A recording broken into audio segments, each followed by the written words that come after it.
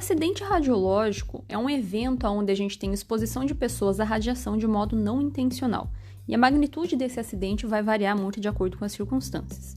E com relação aos impactos, aos efeitos que esses acidentes causam, dentre muitos outros, a gente pode citar como um dos piores de serem gerenciados são os efeitos psicossociais que esses acidentes acabam impactando nas pessoas. Inclusive, com base nas experiências que nós temos e nas pesquisas, em eventos que já aconteceram, esses impactos têm consequências muito significativas e que geram impactos a longo prazo, não apenas a exposição à radiação, como também esses efeitos psicossociais. Inclusive, é importante pontuar que os planos de ação de emergência radiológica precisam contemplar um plano de ação psicossocial para que a gente consiga ter ações de pós-emergência, digamos assim, porque as pessoas vão precisar. E é justamente esse o tema que a gente vai conversar aqui hoje no podcast Radion, especialmente porque nesta semana do 13 de setembro, é quando a gente relembra o evento que aconteceu em Goiânia com o Césio 137. A data de aniversário desse evento é dia 13 de setembro, então agora em 2021 fazem 34 anos que ele ocorreu e inclusive tem um episódio aqui no Radion já onde eu falo a respeito desse acidente, episódio 9, recomendo muito que vocês escutem, tá bem interessante. Então, vamos dar sequência à nossa conversa.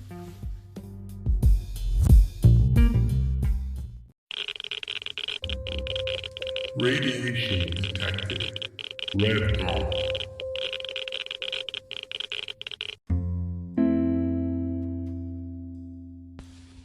Olá, meus irradiados! Como vocês estão? Aqui quem fala é a Paola.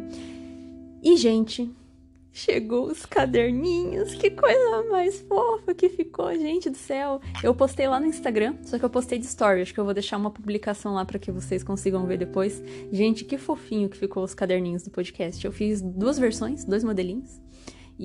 Só que eu comprei pouquinho, né? Porque eu queria mais também experimentar, testar, né? Ver como que ficava ali. E eu vou sortear eles. Eu tô pensando ainda em como que eu vou fazer isso, porque eu nunca fiz um trem desse, não quero fazer cagada. Então eu vou ver certinho como que faz. Mas ficou bem bonitinho. Eu tô vendo que bastante gente ficou interessada nos caderninhos, né? Eu até postei no meu Instagram pessoal e bastante gente gostou. Então eu tô pensando até em produzir mais pra deixar pra venda, quem quiser comprar, né? Porque infelizmente eu não consigo dar os caderninhos pra todo mundo, né? Mas vou deixar disponível no Instagram pra quem quiser, eu vou fazendo os pedidos. Enfim, então depois vocês deem uma olhadinha lá no Instagram, porque realmente, gente, é muito bonitinho. Bom, e falando então da nossa temática do nosso episódio de hoje, eu escolhi falar dos impactos psicossociais que os acidentes trazem para as vítimas por 2 razões, na verdade, né? A primeira foi a que eu falei ali na introdução, porque a gente eu estou gravando esse episódio na semana do dia 13 de setembro de 2021, e é justamente a semana onde a gente relembra o evento que aconteceu lá em Goiânia, o acidente do Césio, que já tem um episódio aqui no podcast, né? Então, essa semana é uma semana onde se fala bastante a respeito disso, e, inclusive, né, dependendo do dia que você está me ouvindo, pode ser que você consiga acessar. Mas na semana do dia 13 ao dia 19 de setembro, está disponível na internet, numa página que chama Uranium Film Festival, uma série de documentários e filmes referentes a esse acidente. E, obviamente, que eu fui lá assistir, né, dar uma olhadinha, e muitos desses documentários são feitos, assim, tipo, 15, 20 anos, até hoje mesmo, 34 anos depois do evento radiológico, se a gente vai ouvir as vítimas comentando, é muito nítido, é muito perceptível o impacto psicossocial que o acidente causa. É muito visível. Então, e isso só no de Goiânia, né? A gente sabe que isso acontece em todos os acidentes. Então, por isso que eu escolhi essa temática, essa é uma das razões.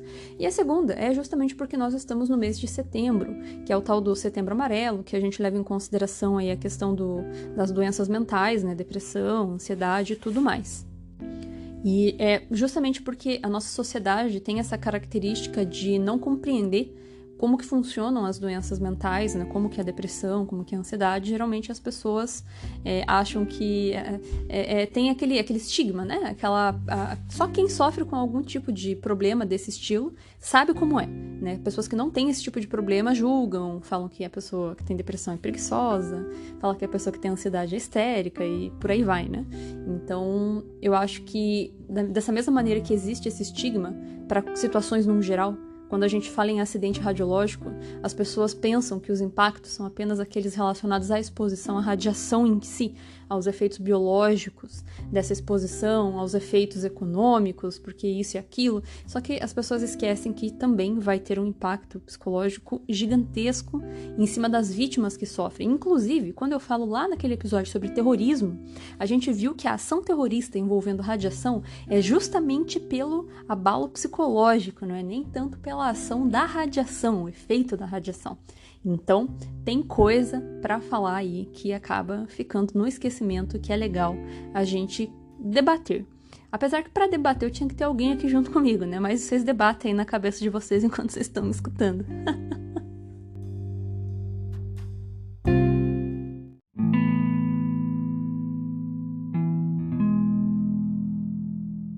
Bom, vamos começar falando primeiro do medo. As pessoas têm medo de radiação. Inclusive, né, isso é uma coisa que eu sempre falo aqui, né, que as pessoas imaginam um monte de situação quando a gente fala de radiação, e que inclusive a razão de eu fazer o meu podcast é para desmistificar essas ideias que as pessoas têm quando a gente pensa nesse tema, tá? E as pessoas, pelo que a gente consegue avaliar de pesquisas, onde se perguntam para as pessoas a opinião pública a respeito disso, elas costumam correlacionar a radiação como uma ameaça muito maior do que efetivamente é. Inclusive muito mais ameaçadora do que algum tipo de risco natural, furacão, ciclone, ou então acidentes de outras causas. E por que isso acontece? Por que as pessoas pensam isso? Justamente pela falta de conhecimento. As pessoas não sabem ao certo o que a radiação faz. E isso, naturalmente, vai abrir brecha para o imaginário, somando ao fato daquilo que eu sempre falo, ficção. Então a gente vai assistir algum filme, alguma coisa que envolva a radiação na temática, a não ser que seja algum estilo mais documentário, a gente vê que os diretores, eles viajam na maionese com relação às representações do que está acontecendo. Radiação dá poder, radiação dá morte, radiação dá câncer. Então as pessoas não sabem exatamente o que acontece quando se expõe à radiação. Então isso naturalmente vai causar medo. A gente teme aquilo que a gente não conhece. Além disso, a radiação, ela é um mal invisível.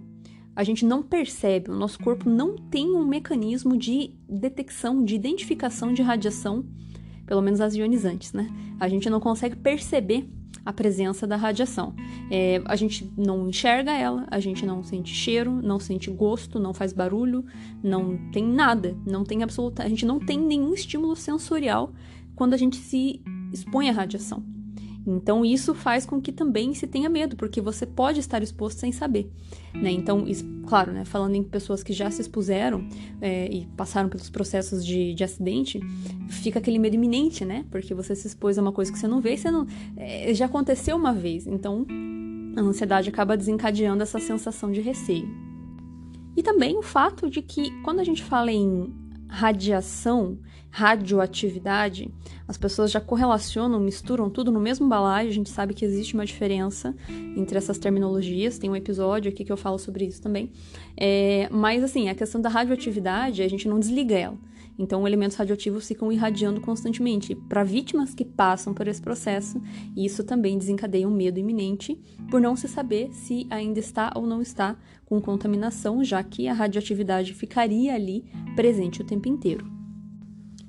Muitas pessoas sabem que a radiação, com base em alertas, por exemplo, quando a gente vai fazer um exame, quando a gente vai se expor à radiação, que gestante não pode ficar exposto, menor de idade não pode ficar exposto e tudo mais, as pessoas também já vão fazer essa associação de que esse risco é muito, muito, muito prejudicial à saúde, tendo em vista todas as limitações e todos os cuidados. Nossa, vou fazer um exame e tem um monte de chumbo na parede, me vestem com um monte de chumbo e não sei o que lá, as usinas nucleares têm um negócio lá de superproteção, porque é muito perigoso. Então, o fato de a gente saber que existem riscos e da gente aplicar proteções, não vou dizer em excesso, né, mas a gente se precaver mais para mais do que para menos, então isso também desperta nas pessoas a sensação de, meu Deus, isso é extremamente perigoso, mortal, letal, vou morrer.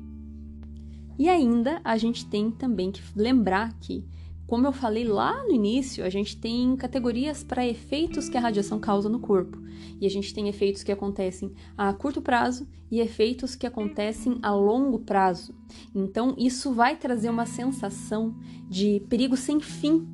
E isso vai aumentar aquela sensação de vulnerabilidade que a pessoa vai estar, vai desencadear ansiedade, porque é uma coisa que você sabe que existe a possibilidade de acontecer, mas você não sabe quando, o que vai acontecer, que horas que vai acontecer, se vai, se não vai. Então isso desencadeia ansiedade nas pessoas que passam por esses processos de acidente, porque elas já se expuseram. O efeito pode acontecer e pode não acontecer. A gente não tem como saber. Então isso vai instaurar a sensação de ansiedade.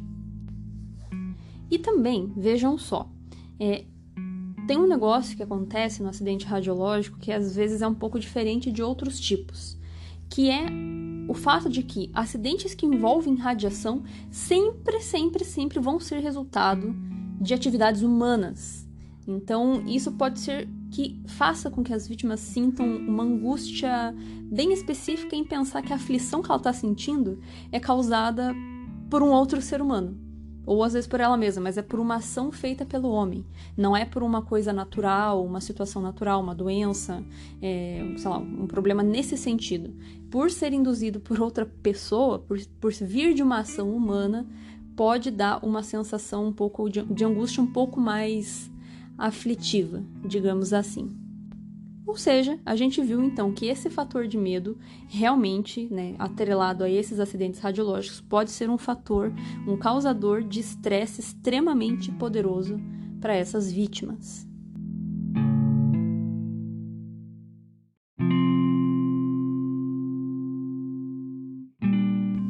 Falando agora nos impactos psicológicos que esses eventos podem trazer para suas vítimas, existe uma gama muito ampla de efeitos que vão vir e normalmente as reações que as pessoas vão acabar sentindo são sensações de estresse que são comuns e normalmente associadas até a outros tipos de desastres.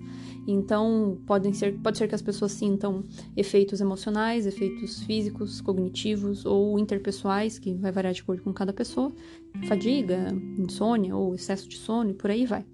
Normalmente, conforme o tempo vai passando, a pessoa vai se sentindo melhor, os efeitos vão ficando um pouco mais brandos e essa recuperação da pessoa, recuperação psicológica, ela consegue ser mais rápida até. A gente consegue fazer ela melhorar mais rápido se a gente fornece para a vítima as informações reais e adequadas com relação a reações normais que ela vai sentir, o que é esperado para aquela condição que ela se encontra. Então, a educação que a pessoa vai receber pode ajudar ela a criar maneiras de como que ela vai reagir e como que ela vai contornar os seus sintomas antes que vire um problema psicológico muito mais intenso. Claro, e isso é válido para qualquer circunstância de desastre que a pessoa vá sofrer efeito psicológico, incluindo os acidentes radiológicos. Mas aí a gente pode ter alguns itens que a gente considera que são específicos para eventos radiológicos, como nesse caso aqui. A contaminação, claro, os eventos radiológicos podem acontecer só se expondo à radiação ou se contaminando também, isso vai depender da situação. Mas em eventos radiológicos onde a gente tem contaminação radiológica, como foi o caso de Goiânia, como foi o caso de Chernobyl, por exemplo, importante pontuar que Chernobyl não foi um acidente radiológico, foi um acidente nuclear, mas eu falarei disso em outro momento. Mas, de modo geral, voltando então a esses desastres relacionados à radiação, a pessoa vai estar sendo contaminada por uma coisa invisível, como eu falei para vocês lá no início. Vai desencadear o medo e vai deixar a pessoa num estado crônico de alarme. E normalmente, depois desses eventos, a pessoa vai ficar com uma sensação contínua de vulnerabilidade, de incerteza, mesmo que você remova a fonte de radiação, mesmo que você descontamine a pessoa, mesmo que você realoque a pessoa para um ambiente onde não exista contaminação, ainda assim vai ficar aquela sensação de medo em virtude daquelas implicações, os efeitos biológicos da radiação que acontecem a longo prazo e que são probabilísticos. Pode acontecer? Não pode acontecer? Quando que vai acontecer? O que vai acontecer? Não sei. Então, isso vai fazer com que a pessoa fique nesse estado crônico de alarme, que vai desencadear ansiedade. Exatamente, ansiedade. E o duro é justamente isso, né? Porque mesmo que o evento radiológico já tenha passado, já não exista mais o agente, como eu falei, você pode remover tudo, ainda assim esse fator psicológico vai ficar ali em cima da pessoa, fazendo com que ela se estresse, né, e vai ficar ali se sentindo mal, mesmo que se passe muito tempo. E claro, quando a gente fala em efeito psicológico, cada pessoa reage de uma maneira, mas de modo geral a gente pode dizer que esses efeitos são bem comuns. Teve um estudo que foi realizado em Chernobyl, 6 anos depois do acidente nuclear, e que eles fizeram com pessoas que estavam em regiões onde houve contaminação e pessoas que não tinham relação com o ambiente onde havia a contaminação, e eles detectaram que, de fato, as pessoas que estavam nesses ambientes contaminados, na época, tinham um alto grau de sofrimento psicológico, tinham uma prevalência muito maior nesse tipo de população do que nas pessoas que nunca passaram por esse tipo de evento, mesmo sabendo da situação, né, pessoas que sabiam do que aconteceu com Chernobyl, as que estavam em ambiente contaminado e foram consideradas vítimas, permaneciam com essa sensação, esse impacto psicológico causado por esse evento. E, inclusive, o que foi muito curioso dessa pesquisa é que eles perceberam que existia uma relação ali de pessoas com um impacto maior, com problemas psicológicos mais acentuados, em mulheres que tinham filhos com menos de 18 anos. Então, elas tinham essa sensação iminente de medo justamente porque elas tinham uma preocupação muito grande com relação à saúde dos filhos, não eram nem com si próprios, e sim com os seus filhos pequenos. Então, por essa razão, elas acabavam tendo mais fatores ali de impacto do que pessoas que não possuíam filhos, pelo qual elas teriam que se responsabilizar. E quando a gente fala em aspectos psicológicos, como eu falei, né, mais pessoas que passam por esse tipo de condição, que tem essa condição, quem tem ansiedade, quem tem depressão, entende como que isso interfere na qualidade de vida. E, inclusive, a gente pode até ter muitos sintomas físicos induzidos pelos efeitos psicológicos. Eu sou uma pessoa que sofro de condição de ansiedade e, às vezes, né, quem tem ansiedade sabe como é complicado, né? E a minha ansiedade desencadeia uma quantidade de sintomas físicos que é péssimo quando ataca. Por sorte, eu consigo controlar, né? Já entendo como funciona a minha ansiedade, eu consigo contornar, nem sempre, mas quase sempre eu consigo contornar esses problemas. Então, essa questão de estresse, ansiedade desencadeada por esses eventos que são persistentes e que perduram, vai deteriorizar a qualidade de vida dessas pessoas muito. E não somente das vítimas, mas também dos seus parentes, dos seus familiares, por causa dessa incerteza de perda, e vai dar uma distorcida no modo como a pessoa vai enxergar o seu presente e o seu futuro por causa dessa sensação de instabilidade. E, bom, né? Como eu falei, isso também vai poder contribuir para que a gente sinta efeitos físicos e que vai resultar em problemas fisiológicos na pessoa de verdade. Pode ser que ela acabe tendo pressão alta, problema cardiovascular, distúrbio digestivo. Isso é extremamente comum, né? Em qualquer pessoa que passa por condições psicológicas. Quem tem ansiedade, às vezes fica com dor de estômago, né? Quem tem depressão, às vezes não sente vontade de comer. Então, enfim, pode acontecer uma série de coisas e tudo isso vai influenciar na qualidade de vida da pessoa. Então, vejam, novamente pontuo aqui, olhem como é complicado. Um acidente radiológico, a extensão que ele tem, vai muito além da questão do risco relacionado à radiação. Gente, isso é uma condição que é negligenciada, porque as pessoas esquecem dos efeitos psicológicos que as coisas causam. Então, as vítimas acabam não tendo um amparo, às vezes, adequado para conseguir resolver esse tipo de problema. Isso que é o difícil, por quê? Porque não é mensurável, não é detectável, não tem um exame quantitativo que você vá ali, igual sangue, né? Você vai, ele faz uma coleta de sangue, não, deu uma contagem de linfócito baixa, então, realmente é tal coisa.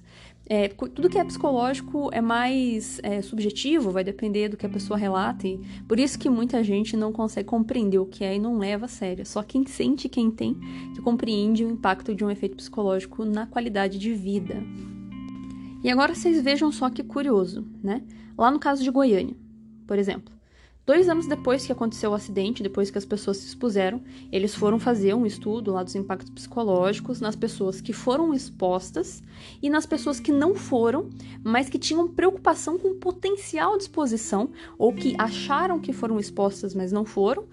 Claro, isso tudo feito com base em estudo, né? Tipo, eles tem um levantamento de quem foi realmente exposto e quem não foi, contaminado, né? Especialmente. Então, eles fizeram essa avaliação entre esses 2 grupos. E tanto as pessoas que se expuseram de verdade e se contaminaram, quanto as pessoas que não se contaminaram, mas que tinham esse medo com o potencial da contaminação, o efeito psicológico era o mesmo. Igual. Todas elas tinham a mesma sensação de morte iminente, de efeitos a longo prazo, de incerteza e aflição e angústia. Então, olhem que rolê que é um acidente, porque mesmo o problema, o impacto psicológico não é só nas vítimas, é em toda aquela rede social que está ali, todas as pessoas próximas. Então, olhem só a extensão do negócio. Por isso que a gente precisa ter planos de ação, planos de emergência e, claro, fiscalização dos lugares que utilizam fontes de radiação, fontes radioativas, para evitar que esses eventos aconteçam. E uma outra coisa que é bem comum, inclusive de acontecer ali, que vão além da depressão e da ansiedade, né? Abuso de substâncias químicas, transtorno de estresse pós-traumático, e a pessoa fica revivendo aquele evento na cabeça. Isso, inclusive, até que é bem comum. Teve até um acidente aqui que eu comentei, que é o de Sorek, em Israel, que eu mencionei para vocês lá no final, a condição da vítima, e o rapaz que se expôs lá na sala de radiação, de imediato ele estava tranquilo, mas é porque não caiu a ficha dele da gravidade do quadro que ele tinha. Mas pro final do quadro dele, na 3ª semana, ele começou a ter esse estresse pós-traumático, que a todo momento ele ficava relembrando de si mesmo, entrando na sala, se expondo, e é tudo tão rápido, que é isso que é o duro, né? Você fica ali pensando numa situação que aconteceu e não é possível desfazer, não tem volta, né? Então, nesse caso, daí tem também outras coisas, né? Irritabilidade, resposta exagerada, enfim, impactos psicológicos que são muito extensos pra gente listar tudo aqui. Mas veja só, esse negócio de abuso de substância, olhem que curioso, eu acho que eu já mencionei lá no episódio onde eu falo sobre o acidente de Goiânia, mas vejam que uma das vítimas, que inclusive foi a que teve uma das maiores doses recebidas de corpo inteiro, foi o Devair, o cara que andava com a fonte pra cima e pra baixo, que espalhava o material por aí. Ele recebeu uma dose de corpo inteiro de 7 grays. Isso era morte na certa. Ele deveria ter tido uma destruição tecidual do sistema sanguíneo muito extensa. E ele não morreu. Não disso. Inclusive, quando a gente vê a entrevista dele, de imediato, ele tá super tranquilo. E ele tá, feliz, assim, ele não entende a magnitude do que aconteceu. Mas depois, a ficha cai e ele acabou caindo. Ele já bebia, já era... Não sei se ele era alcoólatra, mas se ele não era, ele passou a ser a partir desse evento, porque, querendo ou não, ele mesmo fala, né? Ele prejudicou toda a família dele. Ele perdeu muitos membros da família, perdeu a esposa, perdeu a sobrinha, perdeu os funcionários do ferro velho. Então, muito provavelmente, a sensação de culpa corrói a pessoa por inteiro. E ele acabou ficando alcoólatra, ele exagerava extremamente no álcool, e 7 anos depois ele foi morrer, não em virtude dos efeitos da radiação, muito embora ele tenha se exposto pra caramba, mas ele foi morrer de cirrose, entendem? Então, por causa de transtorno psicológico. O pai da menina Lady, o Ivo, que é irmão do Devair, foi ele que levou o pó para casa, que a filha brincou e a criança, né, posteriormente veio a óbito porque também recebeu uma dose cavalar de radiação. Não é reversível os efeitos para os níveis que eles receberam. E nesse caso, ele também entrou em depressão. Inclusive, nos documentários que a gente assiste, a gente vê as vítimas falando, o impacto é realmente muito absurdo. Ele acabou exagerando, no consumo de cigarros, fumava muito e acabou morrendo de enfisema. Não foi dos efeitos da radiação. Vocês entendem? Então, o quão impactante um acidente radiológico é, porque, como eu falei, né, os efeitos vão muito além da exposição à radiação. Às vezes, o risco não é nem esse. O risco maior é o impacto psicológico, que vai fazer um transtorno na vida da pessoa, vai tirar extremamente, assim, num nível muito grande a qualidade de vida. Num desses vídeos que eu tava assistindo desse Uranium Film Festival, uma das vítimas, que é o Sr. Odson, que ele é vivo ainda, ele sempre dá palestra, sempre tá conversando a respeito, ele fala que a vida dele mudou muito depois, porque ele acabou ficando inválido, né, assim, é normal, assim, ele tá bem, ele só tem uns problemas na mão, mas daí ele não consegue trabalhar, não consegue ter a independência, a vida mudou muito diante do acidente para depois do acidente. Então, e vejam, por exemplo, né, nesse caso do acidente de Goiânia, nesse exemplo que eu estou comentando, o que aconteceu, né? Como teve uma contaminação muito extensa com o pó de césio, não só uma exposição, né? Então se espalhou material radioativo por muitos lugares, muitas pessoas tiveram as suas casas destruídas. Inclusive, nesse documentário, a gente vê as pessoas falando assim, os técnicos da CENEM ficam vindo aqui medindo a gente, cada vez que vem medir leva uma coisa. Cada vez que vem, daqui a pouco eu vou começar a andar só de cueca aqui, porque eles estão levando todas as nossas roupas embora, porque estão falando que a gente está contaminado, toda hora está contaminado. Então, pessoas que perdem os seus bens, muitas pessoas que perderam as suas casas em virtude disso, né, de contaminação. Então, olhem o impacto psicológico que é de você perder todo o teu registro histórico da sua vida. Eu, Paola, eu já passei por uma situação em 2012, onde eu perdi a minha casa em virtude de forças naturais. E a gente perdeu tudo. Então, eu particularmente consigo compreender bem a sensação de você simplesmente pegar tudo que você conquistou na sua vida, por mais simples que seja, e você ver tudo isso desaparecer na frente dos seus olhos, e você ficar com absolutamente nada, sem registro do seu passado, sem lembrança, sem nada. Claro que, né, a gente sabe que pelo menos, tá vivo, pelo menos isso, pelo menos aquilo, pelo menos, tudo bem. Mas isso não significa que não vá ter um efeito psicológico em cima disso. Isso só vai aumentar. Já tem todos aqueles fatores que eu comentei com vocês. E pensem mais isso ainda para ser acrescentado. E infelizmente, né? Como eu falei, né? Então eu tô mostrando para vocês toda a extensão que isso tem, mas que isso não é tão levado a sério. Se preocupa apenas com a ação da, ai meu Deus, a contaminação, a radiação e o resto. E o que fica depois? Como que gerencia isso?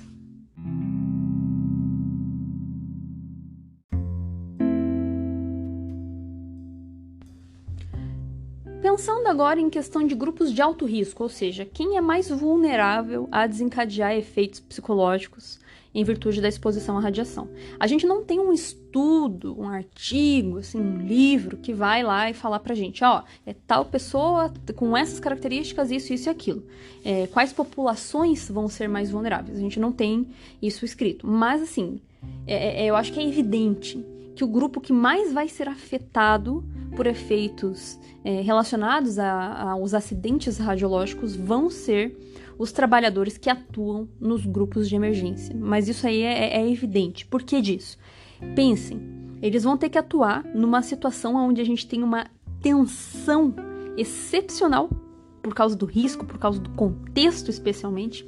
São situações extremamente traumáticas e também, né, a gente tem que levar em consideração que existe o dever que eles têm, não dá para eles recuarem, eles têm que fazer, pensem lá, né, os caras de Chernobyl que tiveram que entrar lá naquela água contaminada, né, o pessoal de Goiânia, os bombeiros, os policiais, e que nem foram alertados do risco ao qual eles estavam se expondo.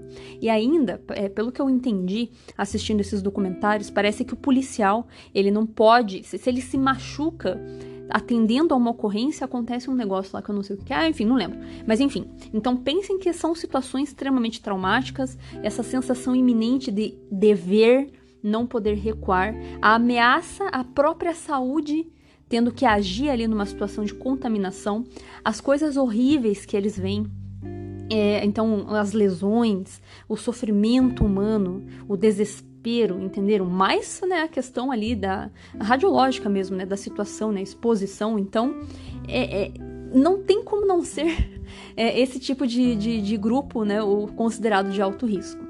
Inclusive, quando a gente vê os documentários de Goiânia, a gente vê que muitos profissionais que na época atuaram, eles contam os seus registros, as suas visões, e muitos falam, né, que no caso do acidente de Goiânia, por exemplo, não foi alertado que era uma situação de exposição, a saúde dessas pessoas foi deteriorando, algumas dessas pessoas não foram reconhecidas como vítimas, mesmo atuando diretamente na contaminação.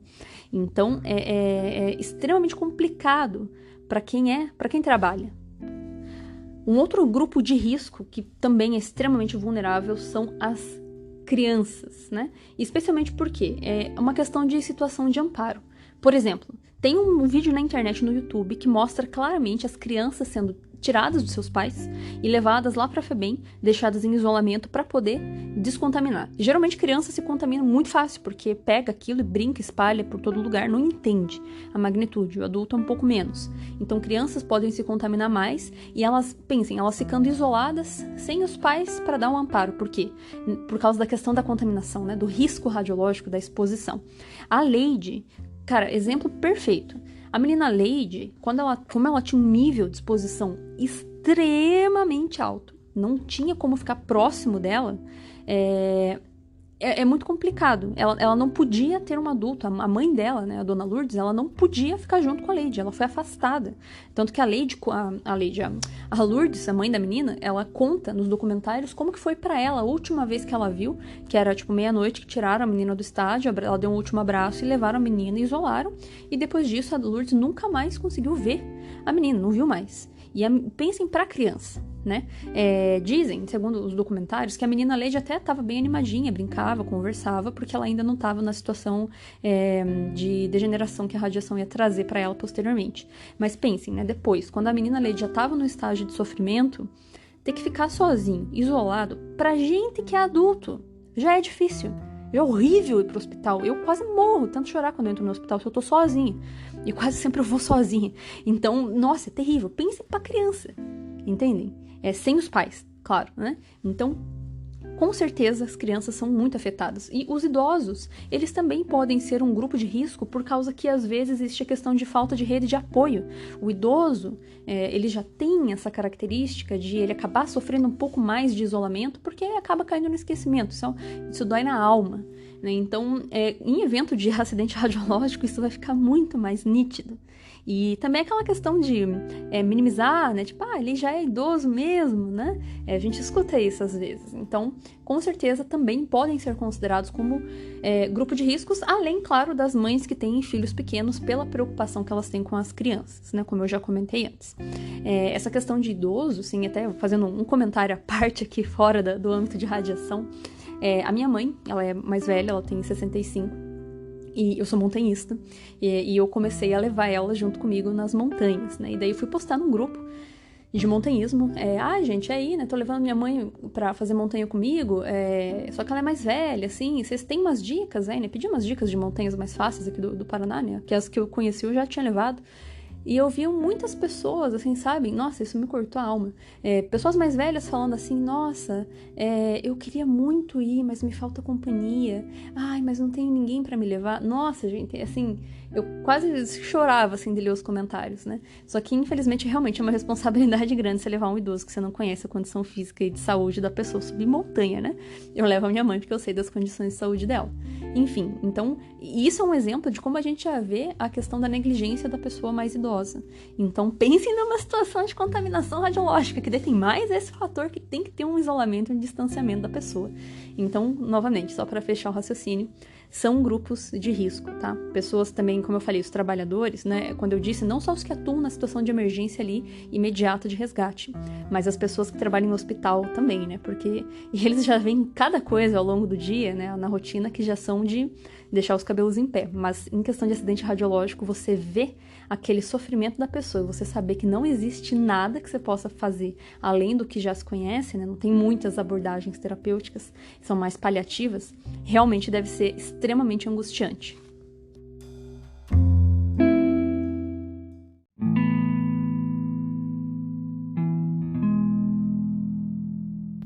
Bom, e os impactos sociais causados pelos eventos radiológicos, né? O que acontece? Então tem mais isso também. Vai com certeza desencadear nessas pessoas, na questão social, na sociedade. Vai ter aquela perda de confiança nos órgãos regulamentadores, no uso da tecnologia, vai ter sensação de traição, ressentimento, indignação, raiva, tudo. E que vai refletir nas vítimas, vai refletir no governo, vai refletir na agência de fiscalização, como eu falei, no uso da tecnologia. Então vai ficar essa parcela de culpa em cima da sociedade. E pior, quando a gente pensa em realocação de pessoas da área contaminada para uma área que não é contaminada, meu Deus.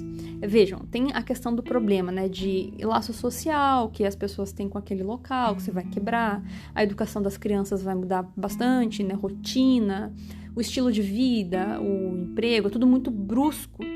E isso já é complicado em situações normais, né? Mas em virtude da exposição à radiação, tem mais a questão do estigma, preconceito, a recusa na aceitação das vítimas. Então, no caso de Goiânia, por exemplo, cara, é muito visível. Quando a gente assiste o documentário, o que você mais vê não é nem o efeito da radiação. Claro, ele existe, né? A gente sabe, mas assim, como eu falei, é um impacto extremamente profundo e enraizado. Automaticamente, em Goiânia, o que aconteceu? As vítimas começaram a ser taxadas de os contaminados, passaram por isolamento, passaram por exclusão social. Então, o enterro da Leide, gente, terror na terra. Quando os corpos da Leide, a menina, cara, de 6 anos, e da Maria Gabriela, chegaram em Goiânia para serem enterrados, porque eles foram pro Rio, né, pro hospital do Rio, e depois voltaram quando não deu certo os tratamentos, né, tinham falecido. Gente, teve protesto, gente jogando, a mãe da Leide conta, cara, ela tentando enterrar filho, o pessoal jogando pedaço de meio fio, jogando pedra, atacando, xingando. Cara, pensem, como eu falei, a mãe da Leide, já tava com uma dor emocional gigantesca, inimaginável. E você não consegue nem enterrar o teu filho com paz.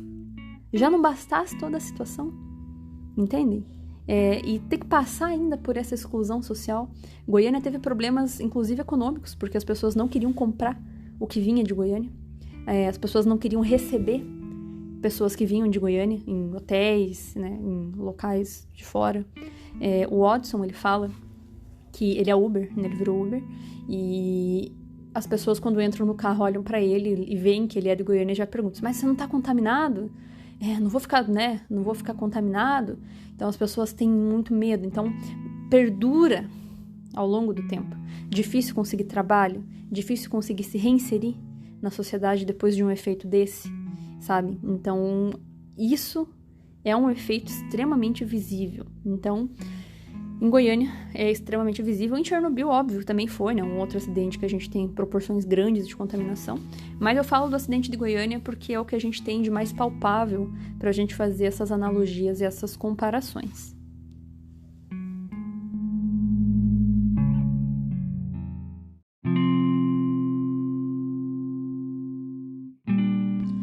Bom, e por fim, né, então falando a respeito de como que a gente se prepara, ou, né, como que nós deveríamos ter um plano de ação para resposta de acidente radiológico, para situação de emergência.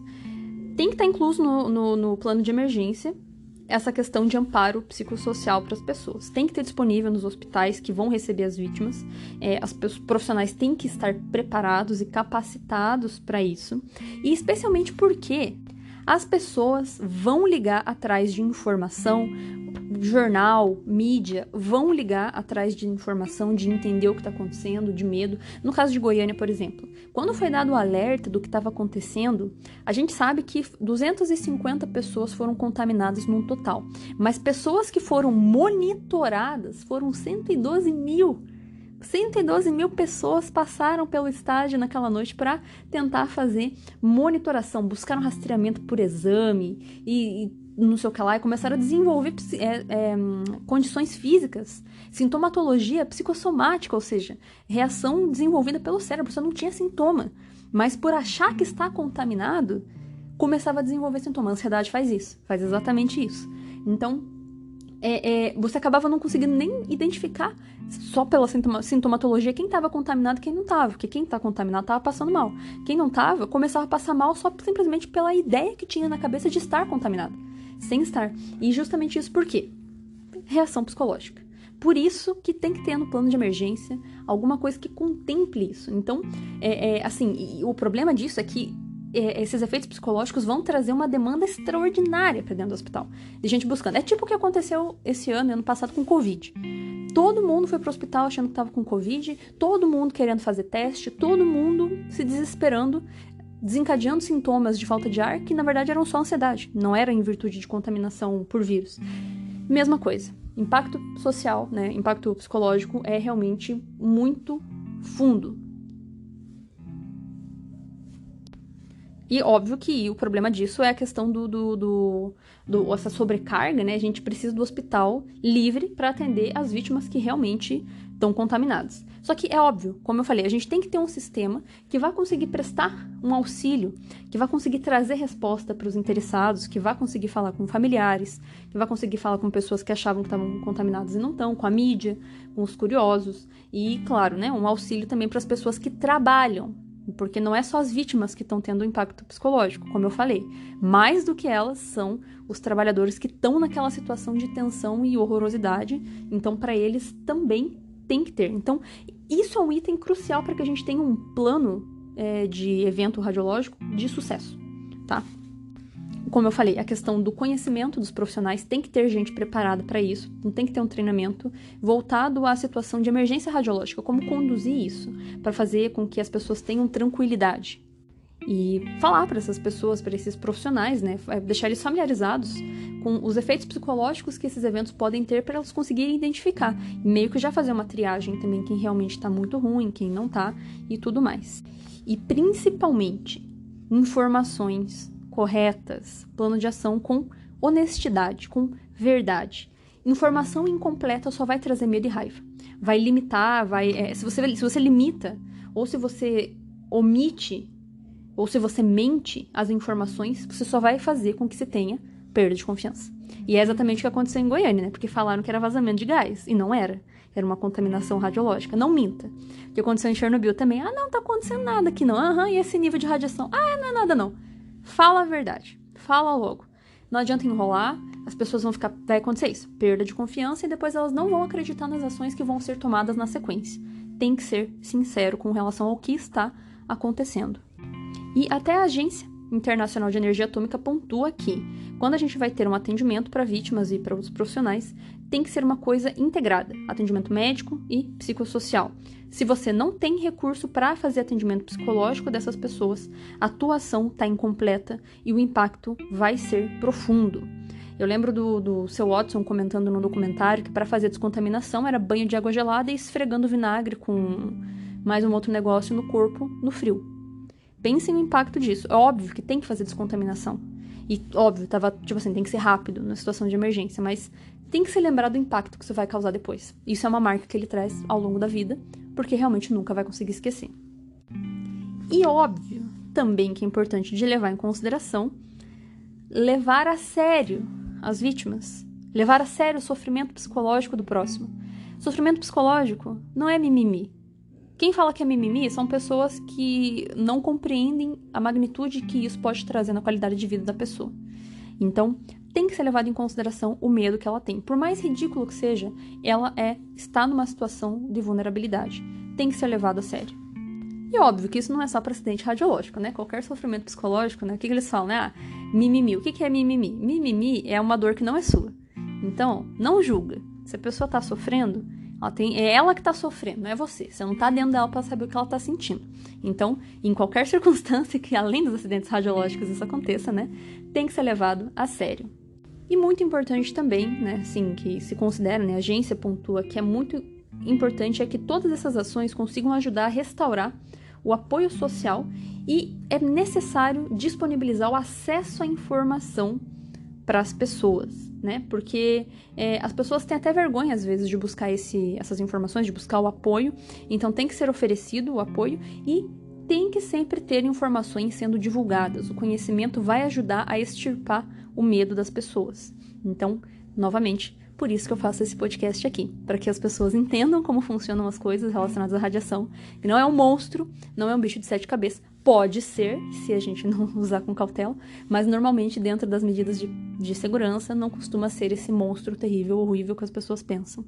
Então, informação é a luz que vai trazer a calma para as pessoas.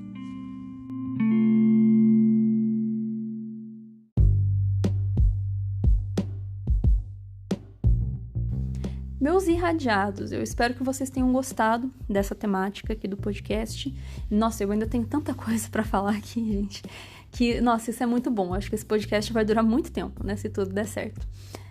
Claro, né, como eu falei, às vezes os meus tempos ficam meio apertados, mas eu sempre faço um esforço para postar para vocês aqui pelo menos uma vez por semana.